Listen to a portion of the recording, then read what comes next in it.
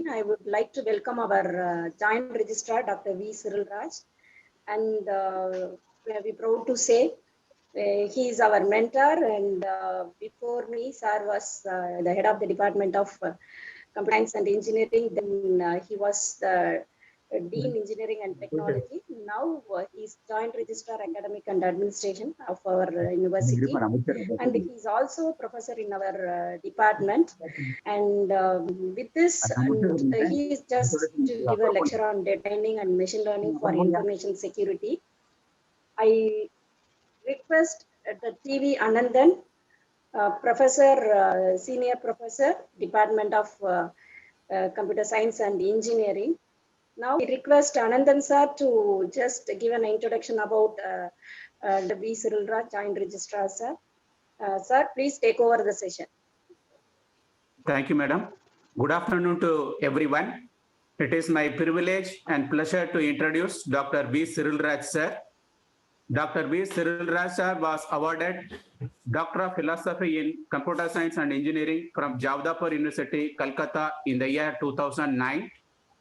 He completed his post-graduation ME in Computer Science and Engineering from Government College of Technology in 1995, Coimbatore. He graduated BE in Electronics and Communication Engineering from PSNA College of Engineering Technology in 1988. Following on his academic experience, he has from July 2018 to till date as Joint Registrar Academic and Administration and Professor CSE IT Dr. MGR Education and Research Institute, Madurai, Chennai. From October 2014 to July 2018, he was a Dean Engineering and Technology and Professor Computer Science and Engineering and Information Technology of Dr. MGR Education and Research Institute, Chennai. From 2014 to October 2014 as Additional Dean Engineering and Technology of Dr. MGR Education and Research Institute, Madurai, Chennai.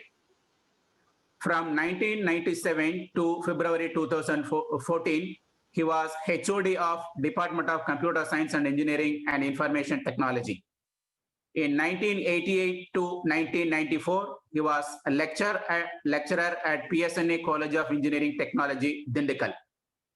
Dr. V. Cyril Raj has got non-academic experiences also as Assistant Manager, System and Training of Silverline Software Technology at Chennai in the year 1997.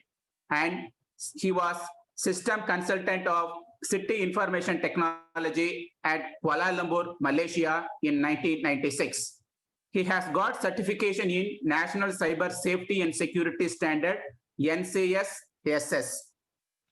He has a current professional membership in CSI, IEEE, IE, IET, IIM, and Chairman of IET Computer Science. He has received many awards and honors. Some of them are Outstanding Research Contributor Award for the year 2015, instituted by Dr. MGR Education and Research Institute, Madurai, Chennai. Sir C.V. Raman Research Award for the year 2014, instituted by Dr. MGR Educational Research Institute, Madurai, Chennai. The recipient of IET Men Engineer Award in 2012. Now I request Dr. V. Cyril Raj, sir, Joint Registrar, to take over the session. Please, sir. Yeah. Very good afternoon to all my dear colleagues from various institutions across our country. So from various institutions across our country. All of us, we are aware our country is a superpower as far as IT developments are concerned. See, most of the IT resources are managed and developed only by Indian brains across the globe. But if you see the vulnerability of our infrastructure, IT infrastructure, it is really very, very weak. I think, dear colleagues, you agree with me. There are around 3 lakhs cyber warriors created by Chinese IT army wing So like the regular conventional armed forces, the unmanned forces with the system, they have trained around 3 lakhs. So this 3 lakhs warriors, they are deployed to sabotage the resources of enemy countries. Even very recently, we have come across with a situation where unknown countries, from the unknown countries, the cyber warriors are, we can say that hackers. So they have sabotaged a lot of IT resources across the globe. And then a well-known attack, all of us, we are aware of the Stuxnet virus. I think the Stuxnet virus has paralyzed the Iran's aim for going nuclear deterrent, has brought it back to 10 years, because actually the Israel army would be able to penetrate onto the system, the logical systems which controls the heavy weight churns of the uranium processing plant to spindle without having control on those spindles. Yeah, so without they made those machines to go out of spin, and then they collapsed. Then entirely the system collapsed. So this is how actually they brought down the ambition of Iran to become a nuclear weapon forward. So like that, I can quote another simple example also. Every day we do transact with our RBI payment gateway server for about 2 lakh crore. Suppose if one day or even for 1 hour, if some ATP threat kind of thing nuclear happens, if the server was brought down for 1 hour, so definitely it is not affordable for our economic condition also. So these are some of the critical issues actually that everybody is facing now. So that's why now it is our responsibility to create an awareness among our students that so there is another new profession called as information security domain is available for our students.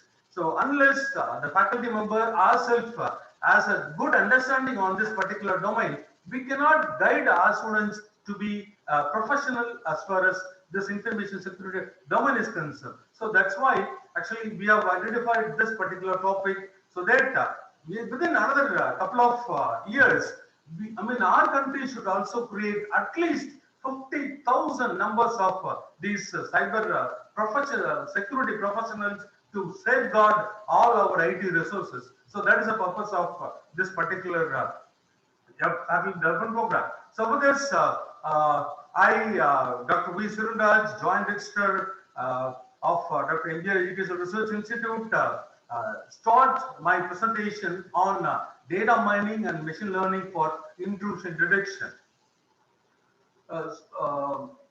The title is intrusion detection because actually for want of clarity, I have taken this intrusion detection as the main subject of presentation for this particular session. How IDS, intrusion detection system, can be made effective to mitigate the zero-day attack. The zero-day attack, I think my colleagues knows what is a zero-day attack, where there is no detail about the signature of an attack. If such a unknown attack happens nuclear, so how our system has to respond? First, it should identify such one such deviation or one such security threat has come across. Then obviously nuclear, with that nuclear, the rest of the activities has to start. So that's why I have taken the intrusion detection as the main subject of discussion for this session. Let us see how data mining and then machine learning are value adding in this particular process.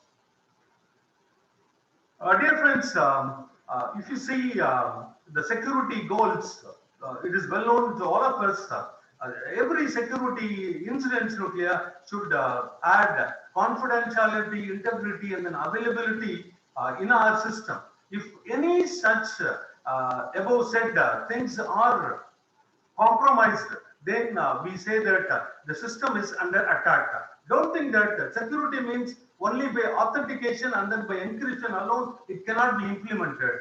Clear. So it is only just a tool. The authentication and the encryption are only a tool. But beyond that, there are a lot of things here which happens. So that's why that we need to have a broader outlook of the security.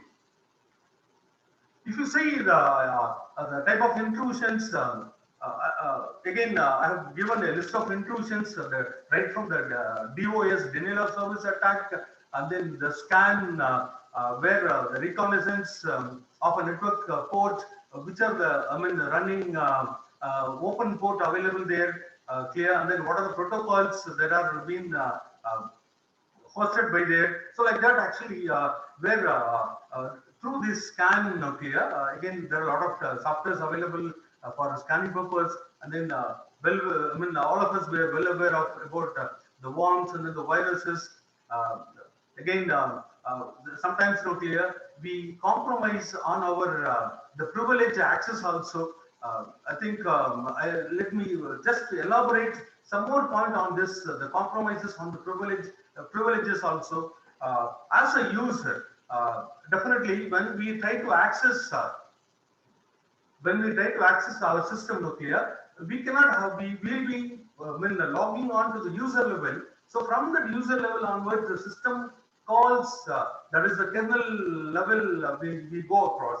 So normally, so there is a sealed mechanism available there. So, if you have studied the microprocessors, especially the Intel set of microprocessors properly, you can recollect there is the descriptor privilege level DPL, and then the current privilege level CPL. So these are some of the key terms which is used to implement that particular privileges. So when the privileges in the sense, the privileged instructions as well as privileged resources also. I can quote an example of privileged instruction and the privileged resources also. Say for example, if I have all my email ID in my contacts nuclear, so it is accessing that email ID and then contacts is a privileged access here. So only by through system calls only I can access those things. So if an ordinary programmer try to access that resources here, obviously now the CPL will be of free nature. I think if you see the CS code segment, the last 2 bits, so definitely you can understand how the privileges are. So whenever the privilege levels are less than that of the descriptive privilege level DPL, then only the system will allow the process to execute. So otherwise nuclear, it won't be executed. So obviously there is a violation created. So this is what happens in nuclear. All the attackers nuclear, so they try to modify the privilege level here. So even for the updation purpose, even the software vendors, they also have a backdoor entry by temporarily gaining a higher privilege level, like 0 privilege level or 1, but 1 and 2 are not being used. So with the 0 privilege level, so using the 0 privilege level, they will try to enter into the kernel side, and then they will try to do all the modifications. So mostly all the attacks takes place on these privilege levels. So definitely, I mean, try to have better understanding on this, the compromises also. And then remote root compromises, and then web server defacement.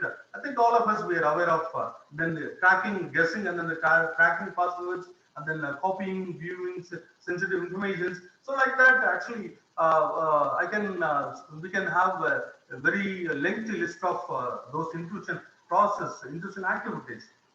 Okay, so whenever an ID is there is intrusion detection system is set, so there should be a clear focus for that particular. That is, the goal has to be set for the IDS. So the goals are detect wide variety of instructions, intrusions. Here, wide variety in the sense, here, both known as well as unknown attacks should be detected by that, and then detect intrusions in timely fashion. So that's also very important. So as already I told you, the zero-day attack. So if you take 1 month time for identifying, yes, there was an attack, and then what was the complications of this attack, and then how to mitigate those attacks like that. If it is taking much time, okay, there is no point. By the time we have lost all our precious IT resources. And then once an attack is identified, here, that the reporting format should be very simple and then easily readable, understandable also. And then the report should be very accurate also. In the coming slide, I will tell you about how to bring down the false positive and then the false negative issues also. So these are some of the goals set for this intrusion detection system. Now, let us see what are the different type of intrusion detection system available there. So first, we are aware about the signature and then the misuse detection. Clear? Again, I have given some of the prominently used signature and misuse detection softwares, and then we have anomaly detection and then the hybrid detection. I'll tell you what are the details about this misuse and then anomaly detection and then the hybrid detection in the coming slides. Clear? Now, this is a simple diagram explain about IDS and then IPS. The IDS, as already we are aware, intrusion detection system. Then IPS is intrusion preventing system. There is a subtle difference between IDS and then IPS. If you see the IDS, where the IDS IPS application, here.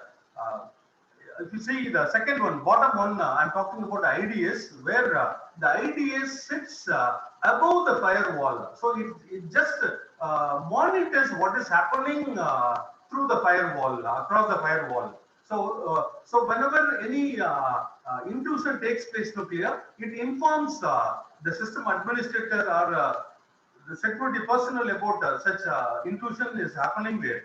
But as far as IPS is concerned, here, all the incoming traffic as well as outgoing traffics are put in between that firewall and then the internet space, so that clear. Definitely, not only identifying the intrusion as well as preventing that intrusion also done by that IPS. So normally the applications, application users, they prefer a combination of IDS and IPS for their implementations for a security purpose. If you see the architecture of IDS, we have got a network and then sensor, multiple sensors are there, and then these sensors they sense multiple events. I'll tell you what are the sensors, and then what are the events, and then type of what analyzer does, and then once the the output of the analyzer is given to the classifier and then the clustering, and then finally it goes for the human verification, and then the same process gets repeated. If you see this particular architecture, let us see the sensors. Here, the sensors they are agents. Clear, sometimes it can be a hardware agent, or most of the time it is the software agent also. Say for example, here we have one beautiful tool called as network monitoring tool called as Wireshark. So that is an agent. Clear? So that particular agent can be deployed to monitor what is happening across the network. So that clear, it will take out yes, there is a package coming out across that particular network, and then that particular package has got these headers and then the payload. So those things are sensed by, and then the log files are there in every system nuclear. So the log files are one sensors, and then system call traces are the sensors. So like that nuclear, we can collect these, the characters, the characters for identifying the intrusions from various sensors, and then those characters, those data are put onto the analyzer or the detector. So normally, so that particular detector goes with the threshold value, yes, or the sequence of patterns also. So with that nuclear, that analyzer says that nuclear. As a regular user, if I log in with 1 hour of duration, but if I try to log in with the multiple attempts nuclear, then obviously what happens in nuclear, I'm deviating from the regular pattern. So obviously the sensor will sense, yes, some activity, anomaly activities are happening there. So like that nuclear, it will identify.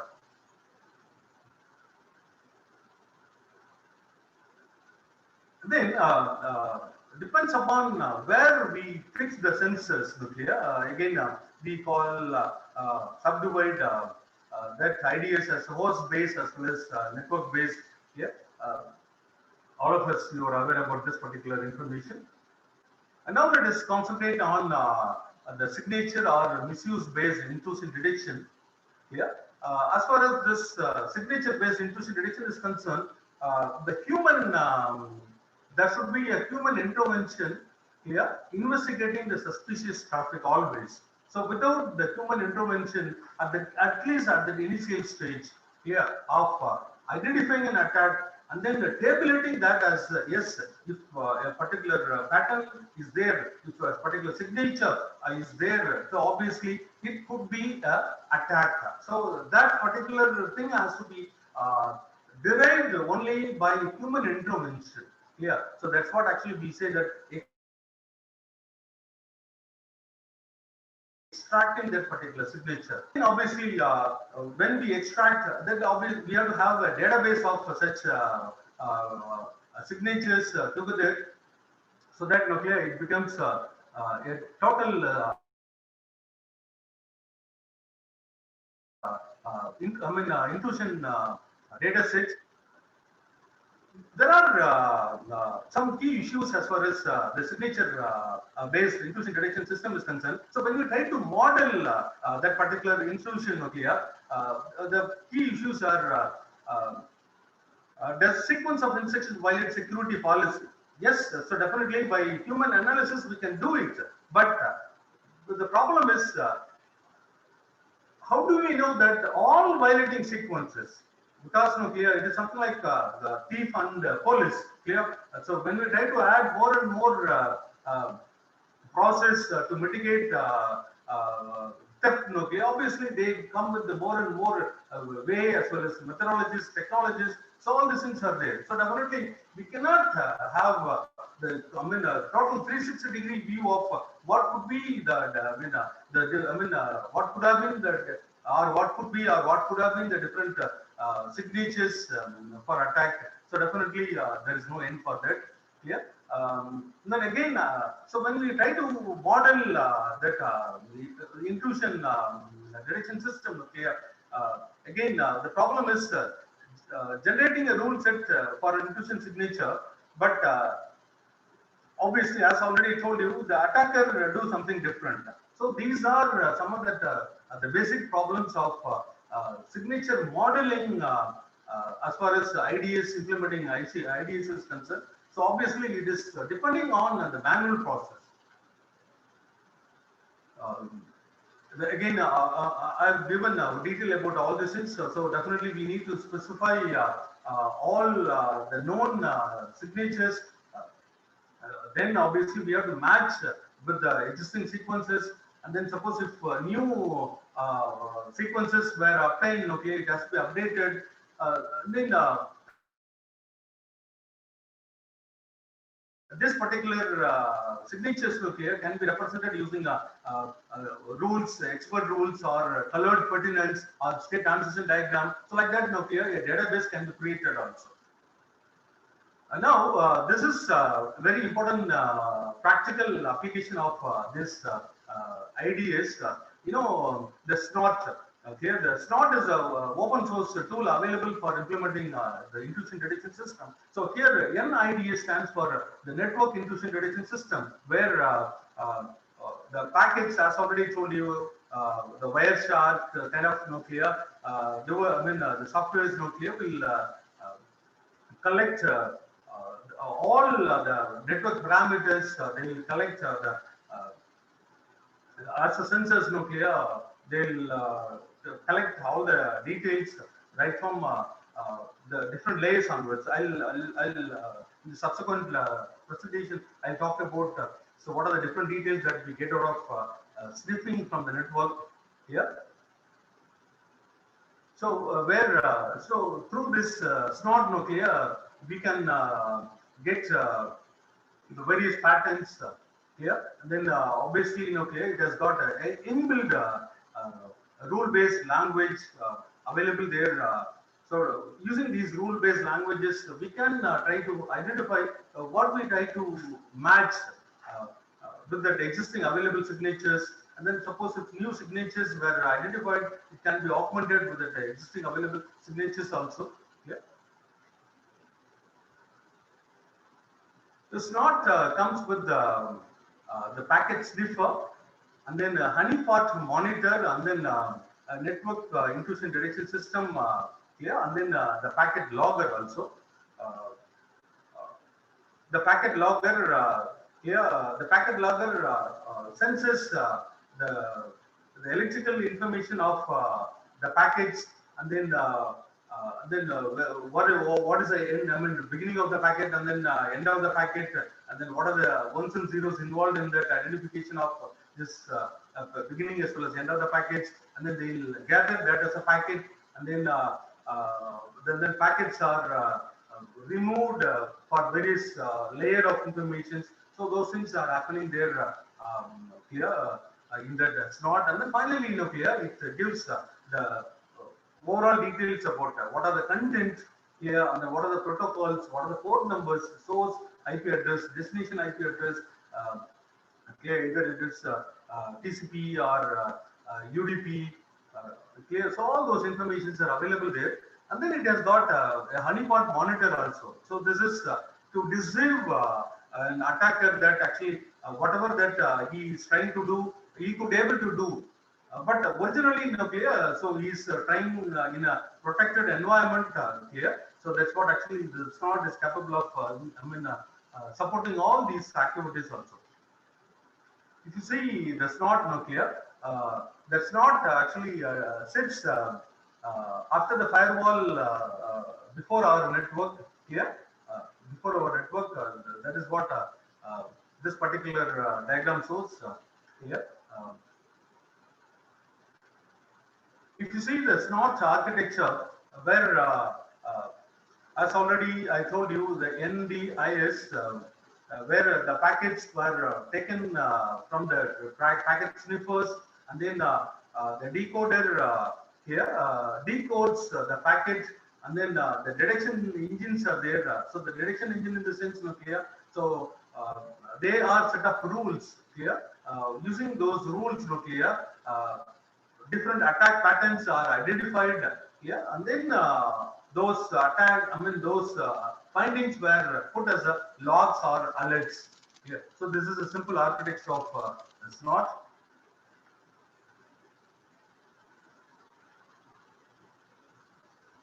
This again, I already told you, the SNOT has got the capability of taking extracting information from the different layer of the OS reference model here, and then it has got the pre-processes for the data pre-processes actually, which were prepare data for detection engine, and then anomalies in the packet headers, and then the packet defragmentations, and then HTTP URI. So like that, okay, all these pre-processor things are taken care by this SNOT. This is known to all of us, dear faculty members. When we say the data link layer and the network layer, transport layer, so how the physical data consisting of ones and zeros are framed in this data link layer as Ethernet frames, and then we add IP address over that Ethernet frame, and then with the source IP address, destination IP address, and then with the payload of that particular Ethernet frame, and then again it goes on to the UDP. So as already I told you, these sensors clear, then packet sniffers clear. So the packet loggers, all these things clear. So they have that software to unzip the essential informations. Yeah, this is what the data, and then again when what is the pattern available in that particular data, and then what are the protocols like UDP protocol, and then UDP, and then then IP datagram, and then frames, Ethernet frames. Okay, and then, so like that, okay, it could able to subdivide the entire packets in Nokia into different informations. So it is only these informations which goes as the inputs. Clear?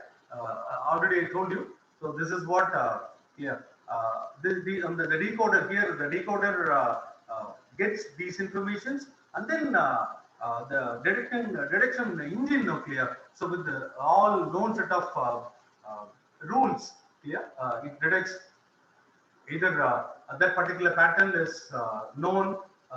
What is, suppose if it is known, clear, what should be the activity, the log or process that has to be initiated. So those things are taken care.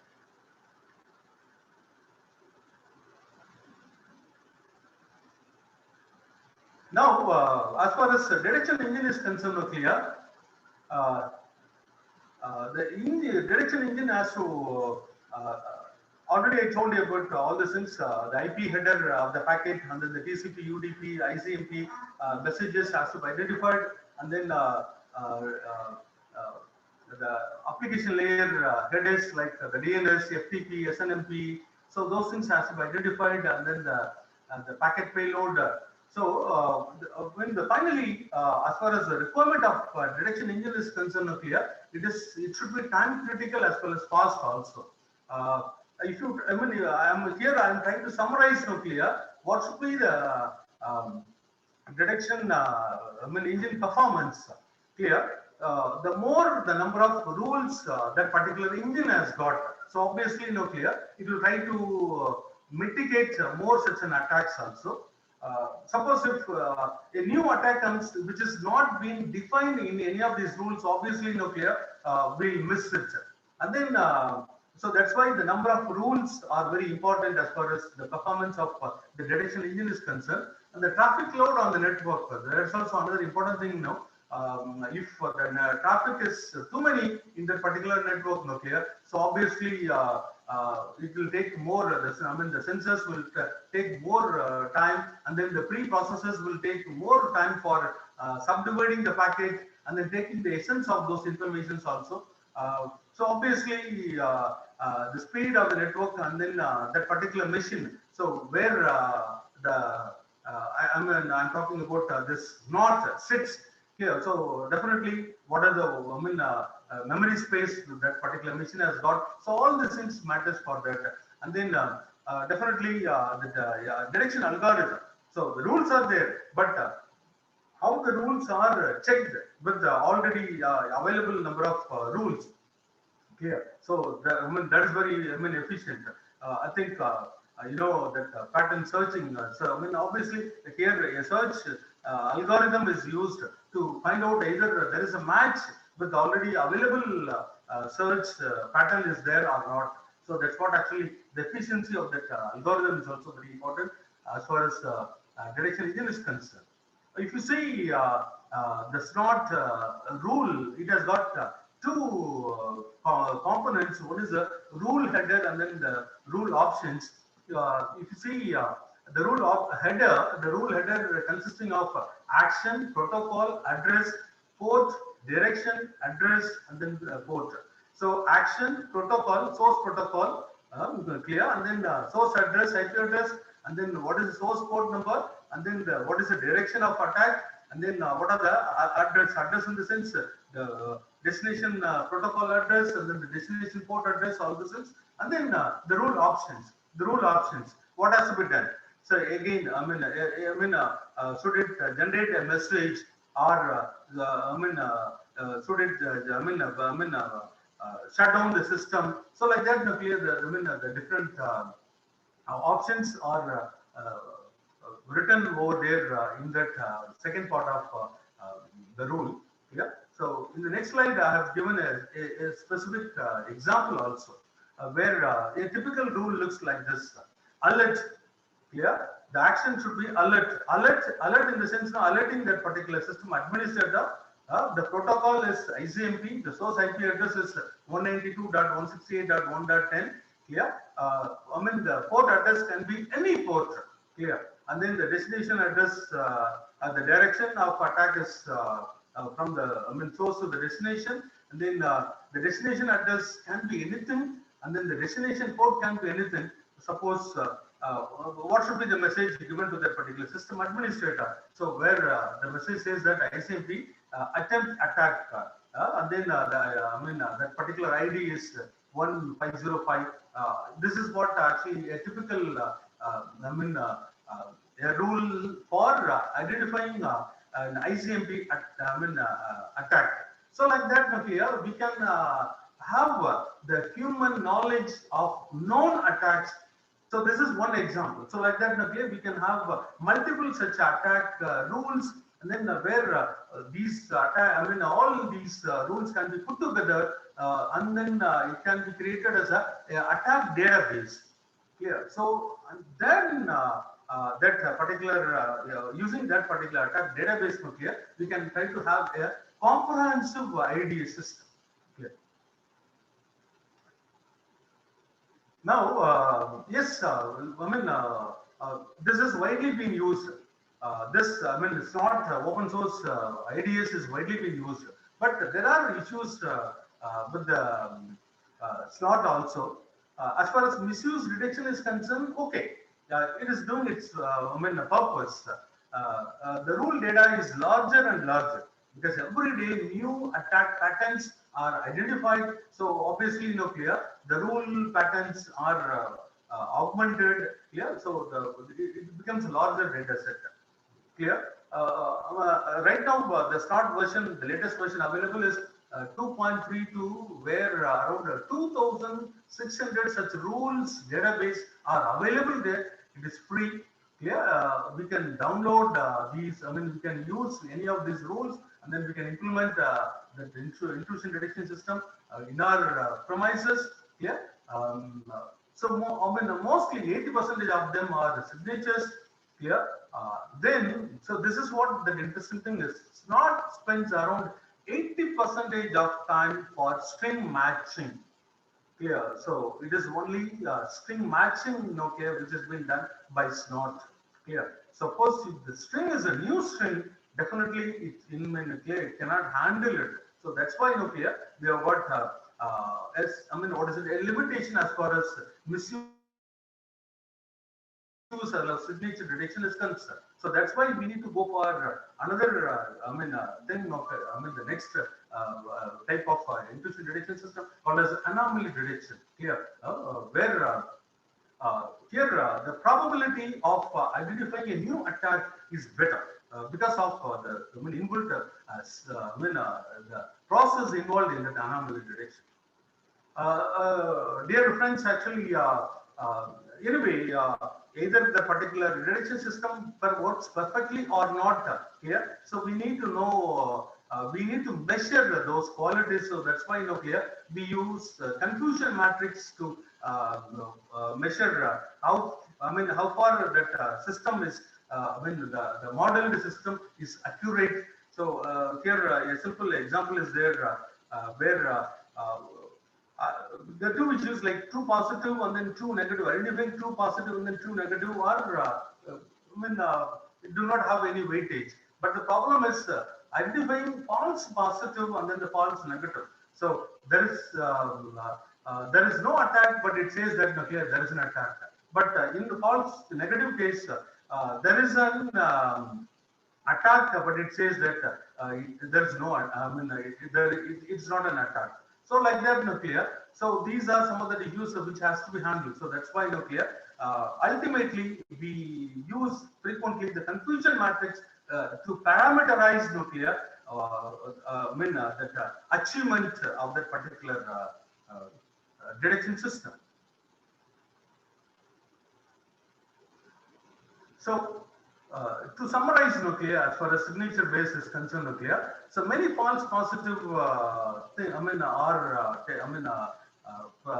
alerts are taking place as far as the signature base is concerned. And then, as already I told you, I cannot detect unknown intrusions here. And then it needs a human expert always. So that's why the signature detection here. So though it is something like do whatever I said. So if you put, you should not do beyond whatever I said. So this is it cannot be a good way of implementing things here. So it is something like instructing a slave system here, where we cannot think beyond that particular training. So that's why that anomaly detection techniques has to be followed and used where as far as anomaly is concerned, we bothered about what is the as far as anomaly detection is concerned, what is predominant? So if there is a deviation from the predominant thing, then obviously we assume that something different is happening here. So regularly this is happening. So when it is regularly happening, it is not an attack. But there is some activity, some signature which is deviating from the regular pattern then obviously this is called as anomaly detection. Anomaly. So it has to be handled properly. So that's what. So in order to implement this particular thing so we have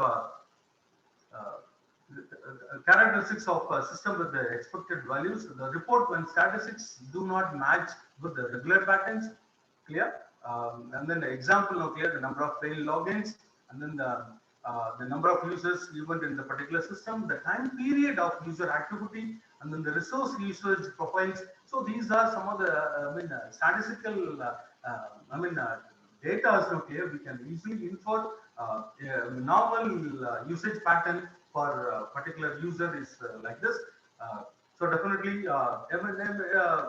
if if an attacker goes beyond these normal values, obviously there is a suspicion that it could be an attack. As far as so capture how to identify anomaly. So that's what the capture over a period of time, and then correlate different events, So and then correlate different events, by state transition diagrams. So these are some of the things, where the anomaly detections can be identified. And then here comes the machine language approaches. So finally, we are on to that particular topic of machine learning methods.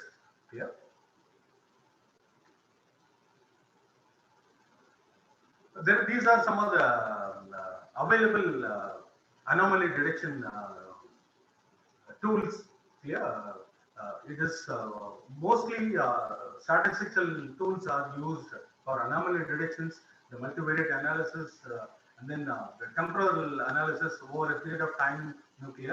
We have got IDES, intrusion detection expert system, and then NIDES, where N stands for new generation IDES, intrusion detection expert system. So like that, IDES is obviously it is statistics based, and then the new generation here, where not only statistics alone, there which goes with the training also, as far as new generation IDS is concerned here. So where NIDES uses kind of a neural network for learning, so that nuclear does that detection of anomaly nuclear even better way also. Yeah. And then there are expert systems like computer watch, and then wisdom, sense. So these are some of the third party anomaly detection softwares available there. So now I want to conclude the misuse as well as anomaly detection. As far as misuse detection is concerned, nuclear uses pattern of well-known attacks to identify intrusion. And then it needs manual intervention frequently. As far as anomaly detection is concerned, nuclear use a deviation from normal usage pattern to identify intrusions. Again, the host base as well as network based, I may not give more and more detail about that. So if the sensors are put onto the host, it is host based, and if the sensors are put onto the network side, nuclear, it is network based.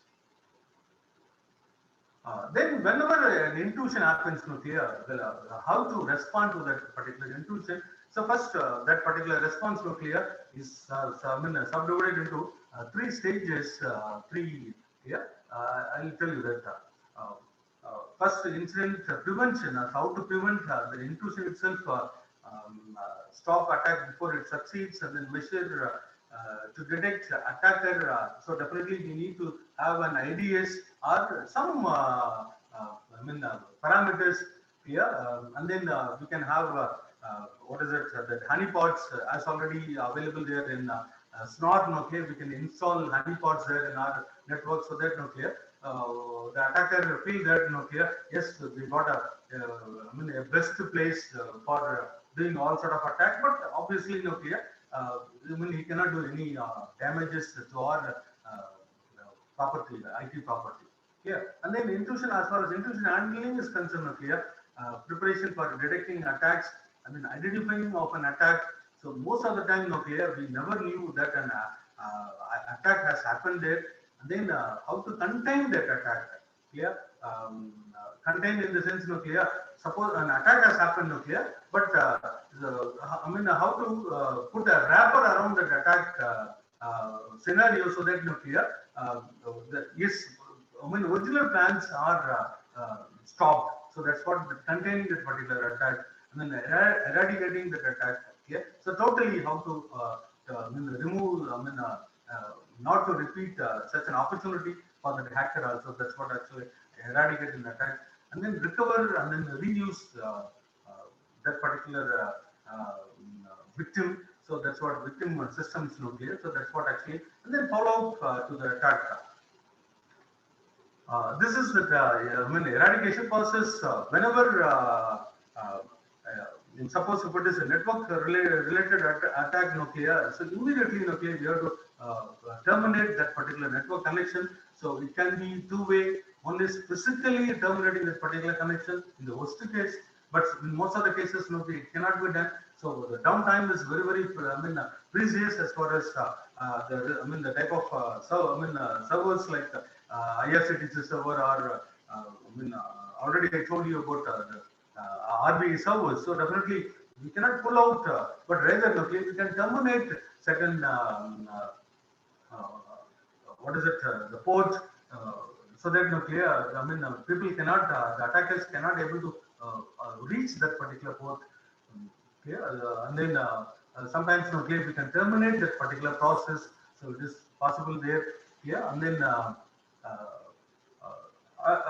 the block feature attacks, the closing of the port, disable specific IP addresses.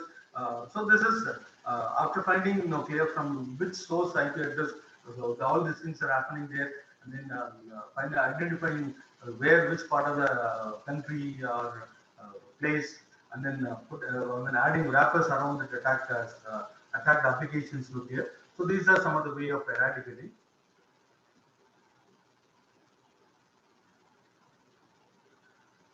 So finally, I want to conclude the problem. So definitely, we cannot say this both signature are misused or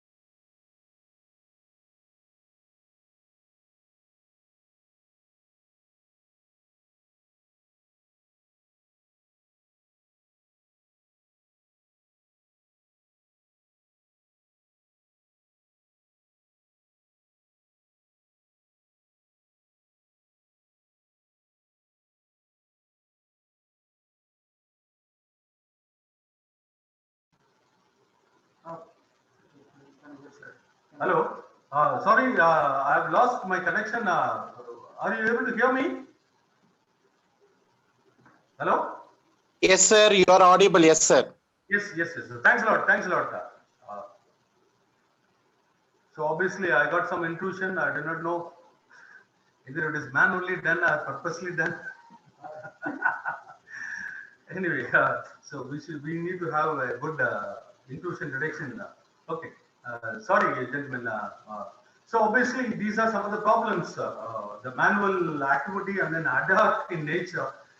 And then again, as far as anomaly detection is concerned, clear, identifying the right features to be measured. So the again, obviously, we need some manual intervention in that particular process also.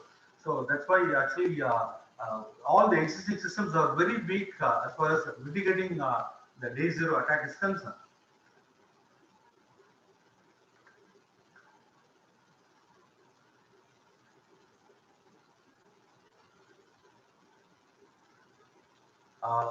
Here I'm presenting a conclusion matrix for your understanding nuclear, again taken from S naught here. I mean, by seeing itself nuclear, you can know, you can see, you can understand nuclear how the results are. So the results are only 92% accurate.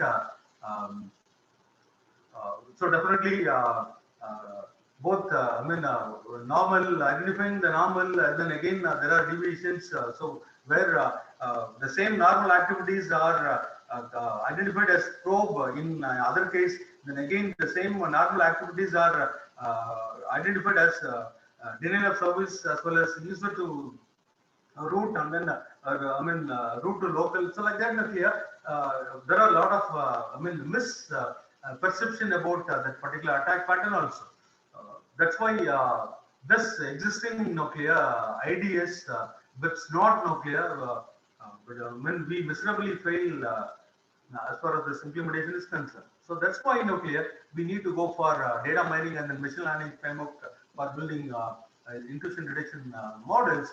Um, uh, so definitely, nuclear the question is why we need to go for a data mining process. So obviously the data set is very large, yeah, and then we need to know the only the relative information. So not the data alone there. So we need to get the information and then the knowledge out of that particular data. So that's why okay, we need to go for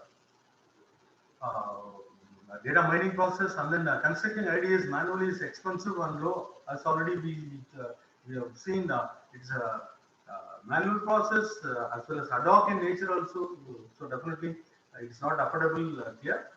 And then again, the frequent updation of the patterns here are there. I mean, what are the problems? So definitely we need to automate all this process. I think I needed to explain about all these things. The data mining, here, the extracting the hidden information from the large databases. So we have the patterns of access. There are in the same access pattern itself. Here, the attack pattern is also there. So definitely, okay, we need to have a huge database of all these activities. So definitely, we need to mine those data and then have a clear set of models implemented so that we can have a clear understanding of what is happening. Either it is can it be believed as a regular activity or it is something leading to an attack, something like that. Again, no need to give any explanation about this particular data mining process. So here, so where data from various data sources are collected together and then transformed, and then the pre-processing. So all these things are done, and then again data mining here it is done, and then from there we got the various patterns. Yeah, and then from that patterns, okay, we get knowledge also.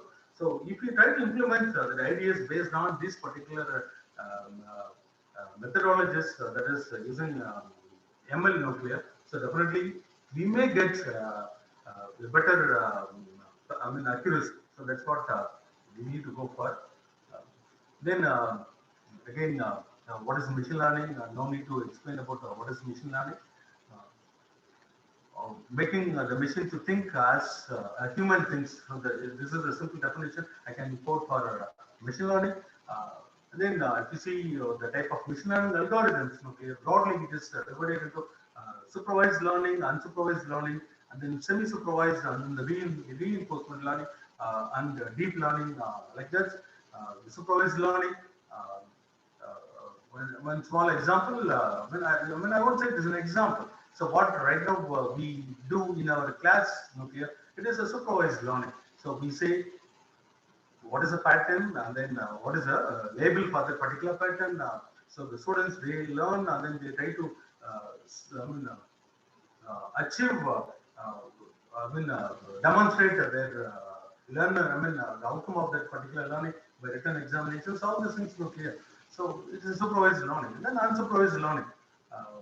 As far as supervised learning is concerned, we have the prediction and then the the various classification algorithms are there, methods are there. And then as far as unsupervised learning is concerned, I can give a very small, simple example also. How a child recognizes, yes, he or she is her father or mother, here. So, actually by birth, here, there is no information passed on to the child that, here. They are the biological pattern, when the parents of the particular child know. So it associates the different sensor activities, and then try to group these things together, and then try to identify, try to label those the related, what is it,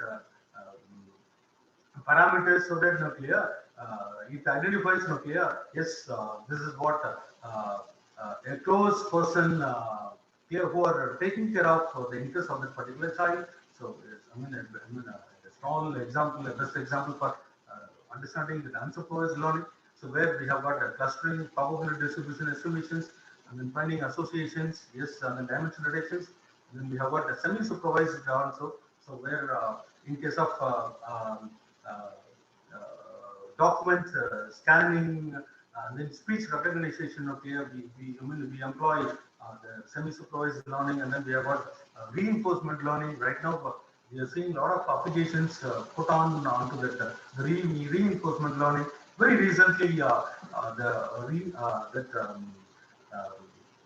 the Benz car came out with one such a reinforcement learning devices where suppose if a child accidentally run across that particular high-speed vehicle nuclear, so within 1 or 2 feet itself nuclear, that particular Benz car could able to abruptly stop its clear momentum.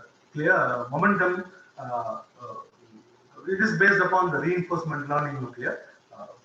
These are some of the applications, and then the robotic visions, and then chess playing. All these things are some of the examples for reinforcement learning.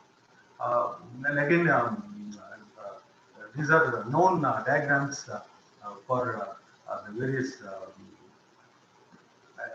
learning patterns, that is supervised, semi-supervised, unsupervised, and then the semi-supervised, where as far as supervised is concerned, okay, we got a definite label for this particular pattern. This is what the label is, and then for unsupervised, okay, there's no definite labeling there. Okay, and then for semi-supervised nuclear, it's combination of both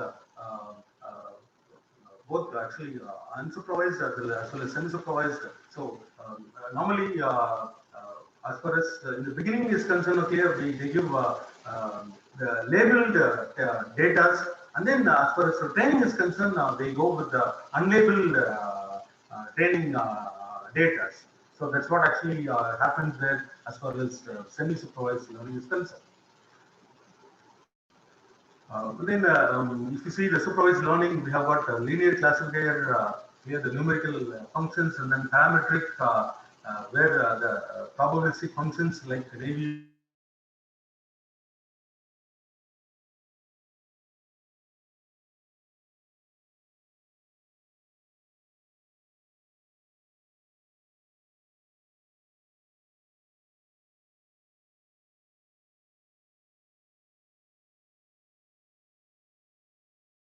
Where we have got Navy based, and then Gaussian, and then the symbolic functions like excuse me, again I'm coming across with some small problem in my internet. And then we have the aggregations like random forests, and then Arabos algorithms. Again, if you see the unsupervised learning categories, we have got the clustering, K-means clustering, then the density estimations like Gaussian mixture model, graphical models, and then dimensionality reductions like the PCA, principal component analysis, and then factor analysis. So these are some of the unsupervised learning algorithms in this particular category. Now, if you see, as far as IDS is concerned, now we have got a total plethora of all the learning algorithms, both the supervised, unsupervised, and then semi-supervised, and then the deep learning. All these things are there. But ultimately, when it's come in matter of intrusion detection system, okay, we need to do the following process: the pre-processing, summarizing of the raw data, and then we need to have do association rule mining, and then we need to have the frequent episodes of the data, also the data sets given in our given to our learning model, and then we need to concept the new feature based upon the sequence patterns. Here, new features in the sense sometimes not clear. It could be the combination of features also, so that here we get a better classification process. And then obviously, these are the pre-processing. We need to do network connections, time, duration, services, hosts, destinations. So those parameters can be taken from those sensors, and then it has to be tabulated properly. And then again, I mean, it can be labeled also. Suppose in case of supervised nuclear, and in case of unsupervised, need not be. Only those parameters alone can be taken there. So NRF packet filtering tools can be used for that particular things. Yeah, and this is a small example nuclear.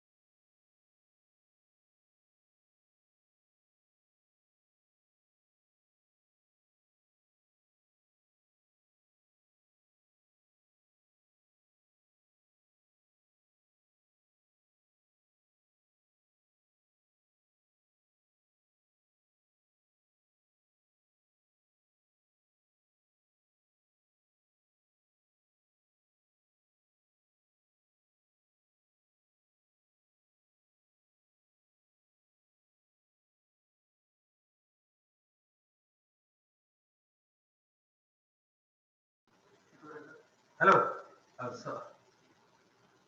Hello, are you able to hear? Yes, sir. Yes, sir. Yes, sir. Please. Sorry. So this is how actually we can build a data set here. Again, we can easily take our own laboratory parameters. Taken from the Wireshark kind of sniffing tools. We can build the data set.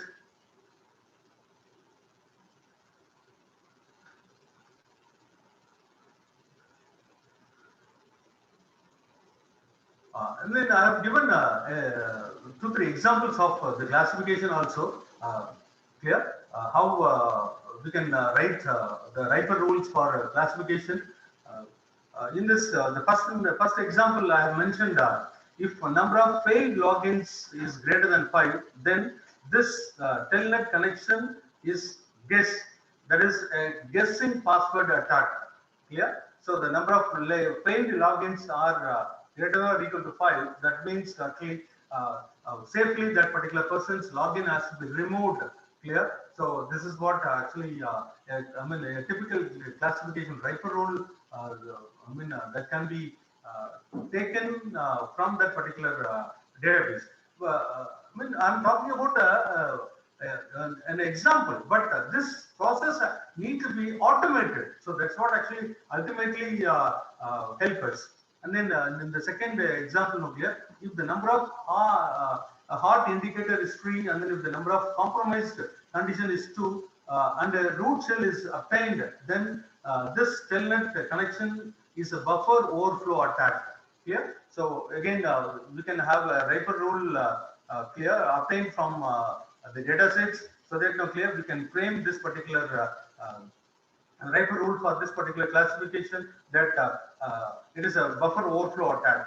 So obviously that particular process has to be terminated immediately, and then like that, okay, we can keep on writing more such rules. Clear? But as already told you, this process need to be automated. Clear? Then again, say, as far as association rule is concerned, clear.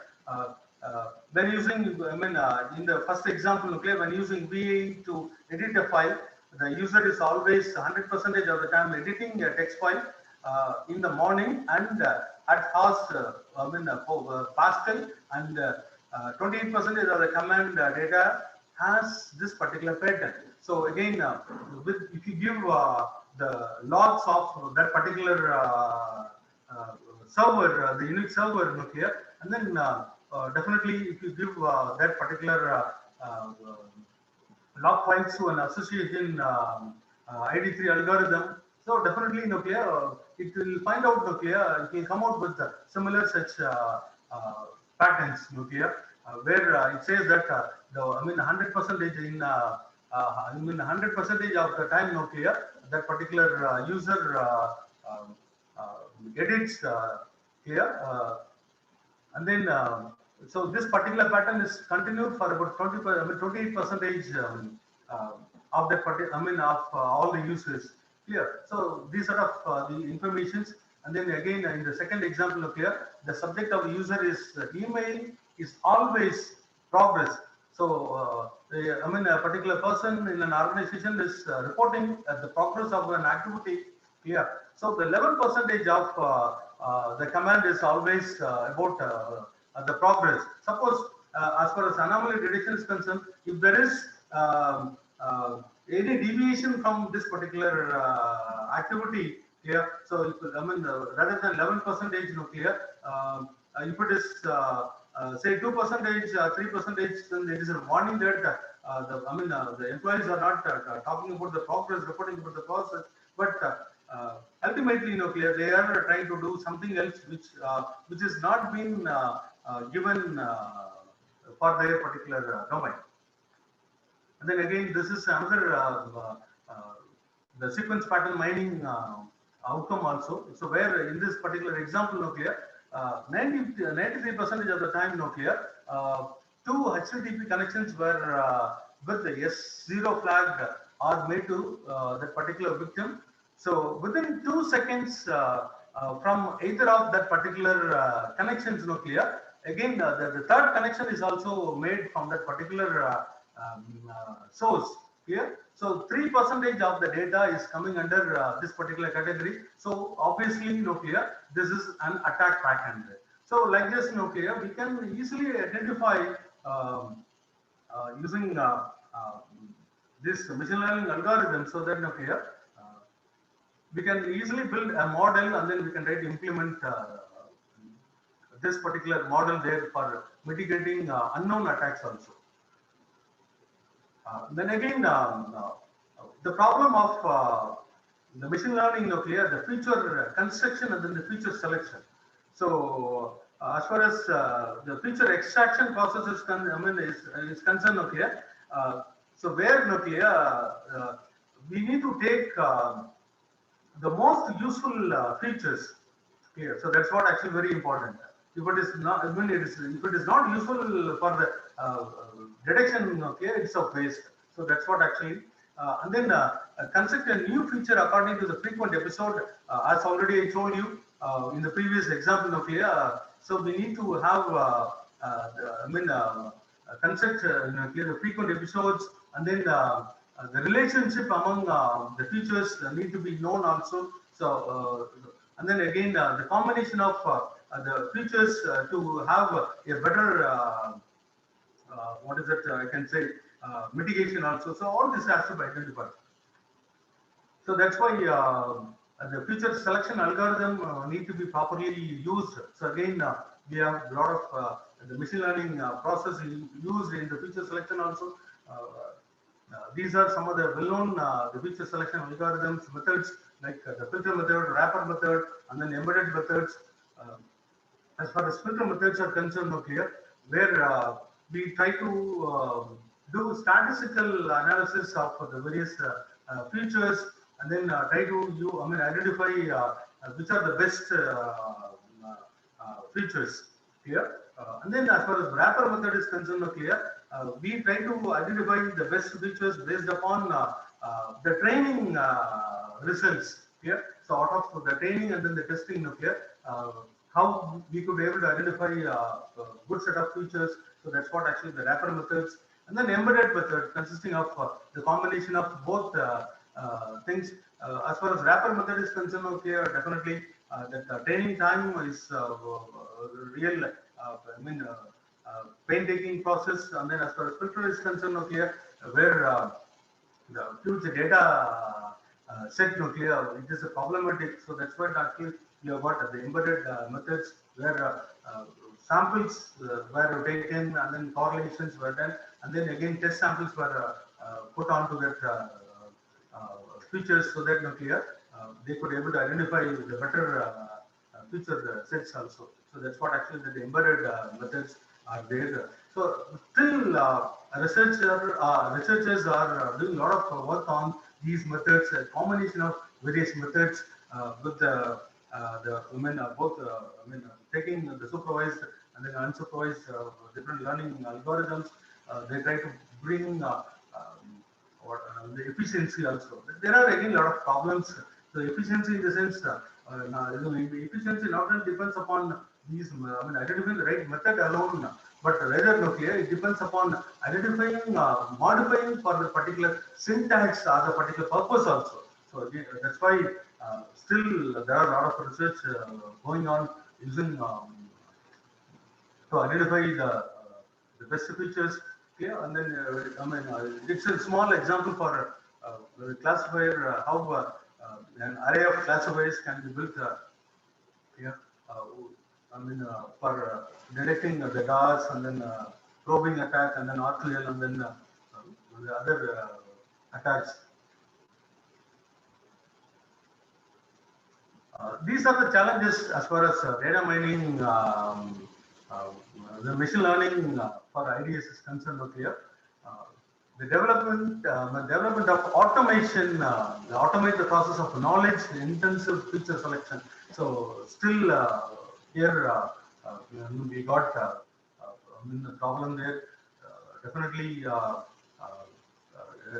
kind of neural networks or the SVM or whatever it is, nuclear, still nuclear need to be updated for new incidents also. So and then the model has to be rebuilt also. So like that, there are a lot of challenges. And then this already I told you. The domain knowledge is also very important as far as net result is concerned. Okay, so again, taking the domain knowledge onto that IDS nuclear, so that's also very problematic. The problematic issue there. And then the runtime, that's also another important problem of the machine learning, the ML as far as IDS is concerned. So keeping all these things in mind, okay, there are a lot of new softwares which are available there, which have recently started coming there. I do not want to quote, a specific example, but rather, okay. So these are some of the wrappers put on to the latest, IDS products which are available there, coming under the category of AI for IDS. Clear? Where they take the view of centralized data and then data transformation capabilities. Here, obviously, in the same premises itself, transformation of, what is it, the summarization of data, all these things into different format or different information. So those things are, put onto the same location. The analytics and the data mining methods, and then flexible decoder deployment, and then real-time detection and alert infrastructure, report capability, and then distributed processing, high system availability, scalability with system load. So these are some of the recent, characters are attached to the products.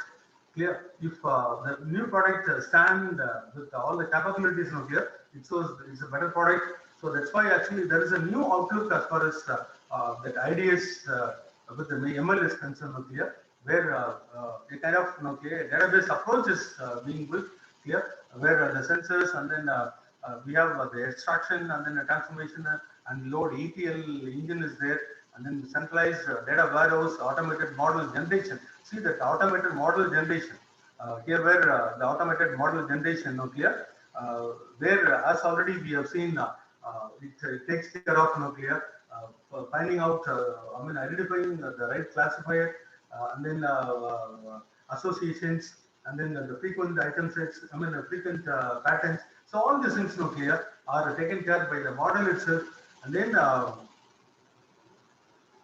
that particular IDS process is implemented. Yeah. So as already told you, all these things are put onto the single engine itself. I won't say, I cannot say it's an engine, but rather as a single system itself. And then again, these are the things which can be built in. So where we can call that SVM anomaly misuse detection models to take the data available in that particular data, and then train itself, and then coming out with a final model for IDS. So the probing, what is the final model, SVM model for probing, and then denial of service, and then unauthorized access to the local users, super users, R2L, R2R, and then R2L kind of things. Okay. So by having kind of from a query itself clear, it could be implemented also. So that's what actually the developments which are happening there in that in the latest implementations. Here, I'm giving an example for an SVM model there, and like that. Some more models for the first model is for functional index on the probability of a case being an attack or not. Then so this is another thing where an interesting thing where the combination of models are put for for better mitigation also. So through a simple query itself clear, we can submit that particular make two models to work together and then come out with the new results also. And then again the report generation also. Clear, the report generation can be of this particular nature. So easily we can interpret what is the threshold, clear, are we, what is the pattern of available there as far as the census parameters are concerned here. So those things can be easily put together as a small, in a dashboard. Clear. This is what set as a type of developments which are happening there in ML based IDS, which is recently available in market also. So I want to conclude. So the data mining techniques are very useful in intrusion detections. So definitely with the ML nuclear, it do a lot of value additions. Still need manual interpretations. Here, definitely we cannot avoid it also. But if we have more and more deep learning algorithm methods incorporated, probably we can have better accuracy also.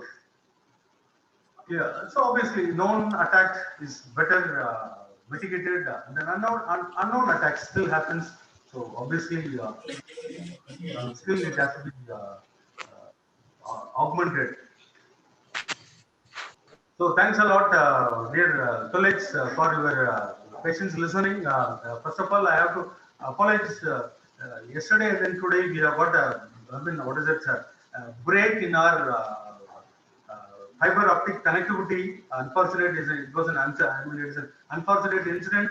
So I'm trying to manage only with my mobile data. So that's why frequently you came across the disconnection and then the voice problems are there.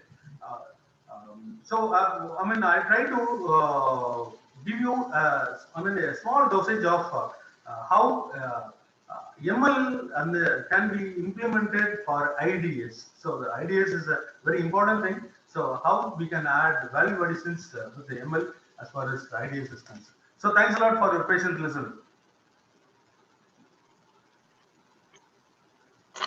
Sir, thank you, sir. Sir, can you stop your PowerPoint sharing, sir? Screen Yes, share. yes.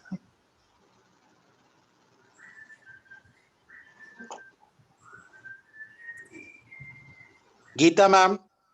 Yes, yes. Ma'am, this is Rajkumar. I need your kind permission to talk with sir. Yes, sure, sure. Yeah, thank you, ma'am. Sir, this is Dr. Rajkumar from RMD Engineering College. I am so proud of you. I'm your student, sir, from 2003, passed out. After 17 years, I am hearing your voice. I'm so delighted and excited, sir. I'm so blessed to have your student. I'm so happy today. Anandan sir, lot of question is there in the chat box. Can you?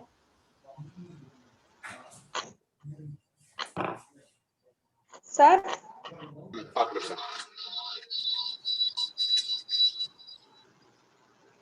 Saravanan sir, sir is there. Some questions are from the chat box. Which is more powerful machine learning algorithm for IDS? Sir, obviously, sir, supervised, sir. Any combination of supervised algorithms, no clear, are so powerful.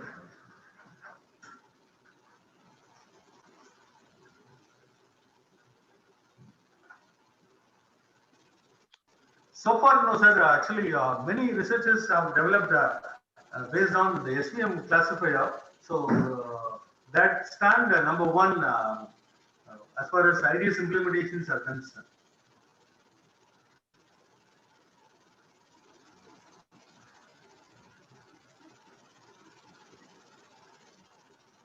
Okay, the next question is, can machine learning algorithm is applied to IoT?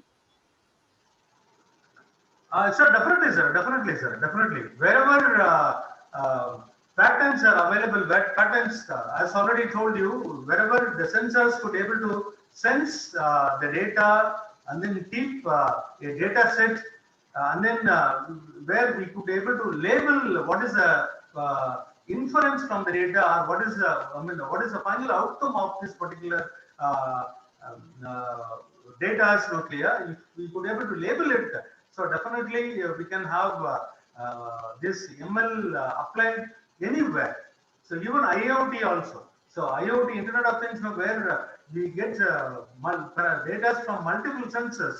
I think our colleagues know that IoT goes with 10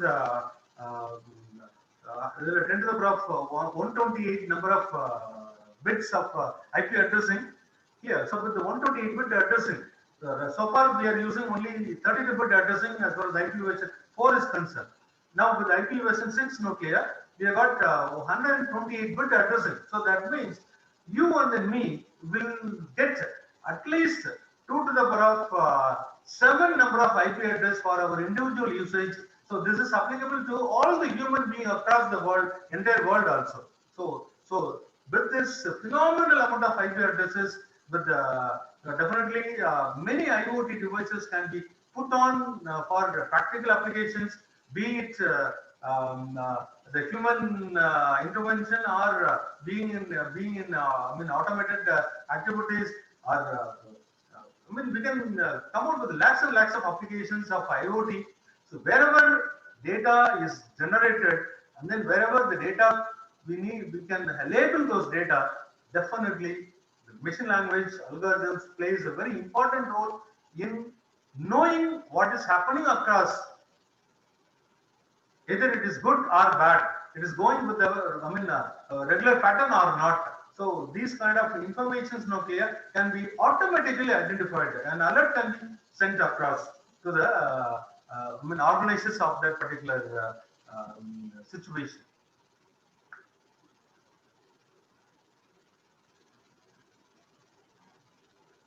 Sir, Anandan your sir, can you voice is unmute? not. Can you unmute? Sir, Anand, Fuzzy I technique could not can hear be you. applied to IDS. Fuzzy technique Sir, can be applied definitely, to sir. IDS. Definitely. So there are a lot of research going on by combining nuclear, the fuzzy also, the fuzzy set also. Obviously, the fuzziness will definitely add better precision also. So there is no limit, sir. It can play a very important role also. Okay, thank you, sir. Thanks a lot. Sir,